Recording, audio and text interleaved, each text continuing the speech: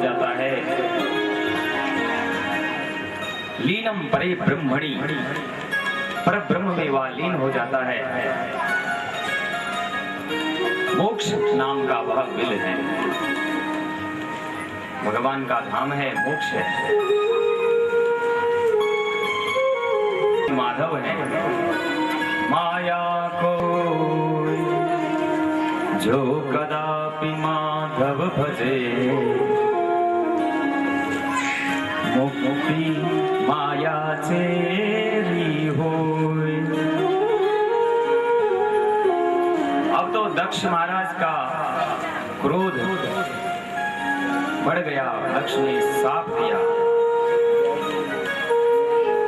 अहो असाधो साधूनां साधुलिंगेन नस्त्वया अस्वाध्वर्भकाणां भिक्षोर्मार्गः प्रदर्शितः।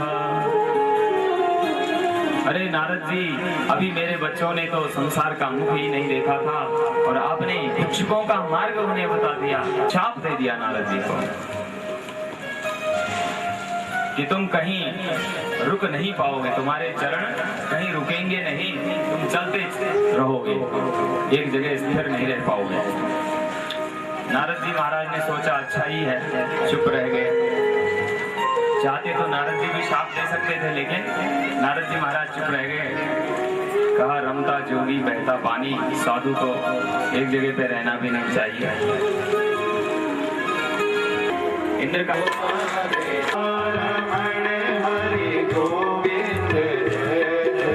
राधा रमण भगवान की जय। ब्रह्मस्त्रमूर्तिना वह अपने दिव्य काय से धरा से लेकर के स्वर्ग आदि लोकों तक दिव्य काय था उनका, और उनकी देह की कांति से देवता लोग डर गए।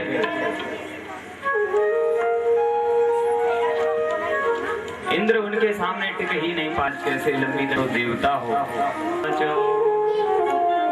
ये बड़े ब्रह्मा से ऊपर का जो देव प्रशासन में 5 पद हैं, परमेष्ठी पद हैं, उसका वर्णन कर रहा है, किस तरह से लक्षण बता रहा है। अजात पक्षा इव मातरम खगा, जिस प्रकार से जिन पंछियों के पंख नहीं उगे हैं अभी, और वो केवल अपनी माता पिता के आश्रित रह करके उन्हीं का स्मरण करते रहते हैं। इसका तात्पर्य है वृत्रासुर ये नहीं चाहता है कि भगवान मेरे पंख कभी लग जाएं और मैं उड़ जाऊं, फिर संसार सुख का उपयोग उपभोग करूं, नहीं, मैं सदैव अजात पक्ष रहना चाहता हूं। अजात पक्षा इव मातरं खगा, और आप ही अपनी कृपामयी चंचू में जो भी कुछ मुझे देंगे मैं उसी को ग्रहण करना चाहता हूं। अजात पक्षा इव मातरं खगा स्तन्यं यथा वत्सतरा क्षुधार्ता। और जिस प्रकार से वन में गई हुई गौ को वत्सतर, बछड़ा और बछड़ी, वत्सतरी बछड़ी, वत्सतरी शब्द को बिगड़ते हुए बछड़ी बन गई। वत्सतरी नाम है संस्कृत में, तो वत्सतर और वत्सतरी, बछड़ा बछड़ी जिस प्रकार से गऊ को अपनी माँ को याद करते हैं,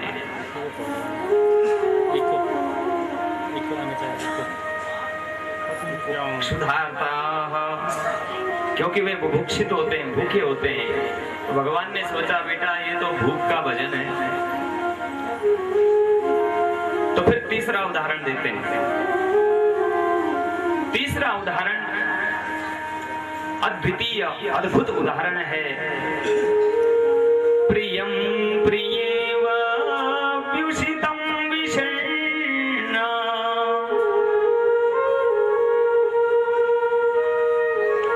मनोरविन्दाक्षदृक्षते त्वाम्। भारतीय संस्कृति में, वेदों में नारी वै गृहा प्रतिष्ठा, नारियों को घर की प्रतिष्ठा कहा गया है। यत्र नार्यस्तु पूज्यन्ते रमन्ते तत्र देवताः। जहाँ नारियों का पूजन होता है। स्त्रियस्तु सदा पूज्या भूषणाच्छादनाश्रमैः। तो पूजा केवल धूप दीप से नहीं, आभूषण आच्छादन और भोजन आदि से ही उसका वंदन है। भारतीय नारी का जो स्वरूप है, एक सबसे बड़ा प्रेम, जिस घर में पली बड़ी बिटिया कहती देखो ये हमारा घर है, ये मेरी गाड़ी है, ये मेरे पापा है, ये मेरी मम्मी है, पिता है, माता है, ये मेरा भाई।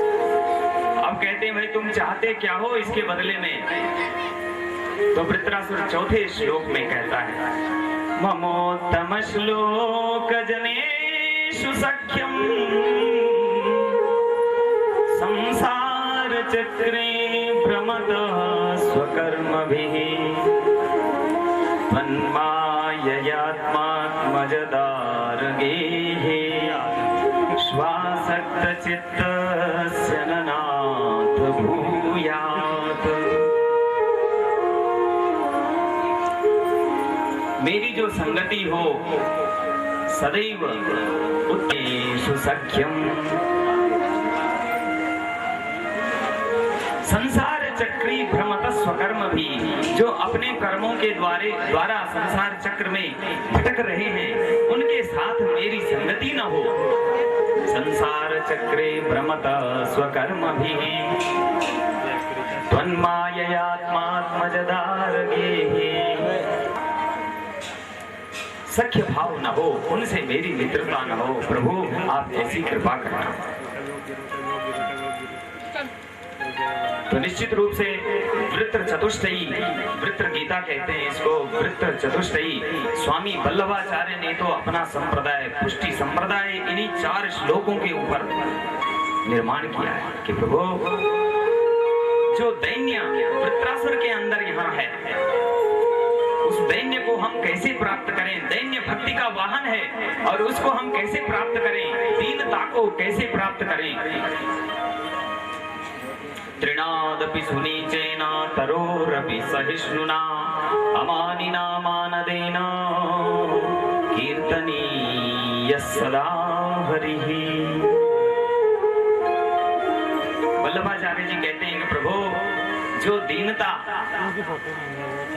आपकी भक्ति का, आपकी प्रेम का कारण है, आपको प्राप्ति का जो कारण है, वह भी मेरे अंदर नहीं है।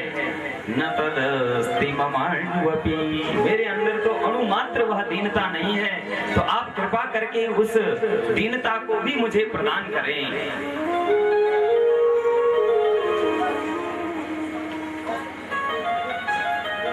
तो भक्ति का वाहन है दीनता।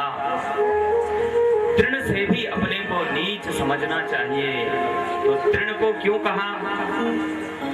कहते हैं तृण भी हवा में उड़ करके कथनचित किसी की आंख में जाकर के उसकी आंख को दुख दे सकता है। तो हम उतना भी दुख ना किसी को दें। बौधायन आचार्य प्रार्थना करते हैं कि हे भगवान, आप मुझे सबके हृदय में निवास दे दो। भगवान ने कहा भाई क्या बात करते हो,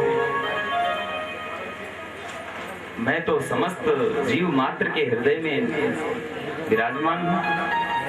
तो क्या तुम ईश्वर बनना चाहते हो? कहा भगवान नहीं, मैं ईश्वर नहीं बनना चाहता। तो क्या चाहते हो? कि इन समस्त जीवों का जो दुख है, मैं उस दुख को भोगना चाहता हूँ। ये जो जीव मात्र हैं, ये कष्ट में न रहें।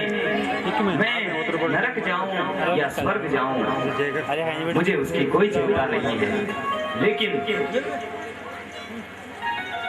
जीव जगत सुखी हो।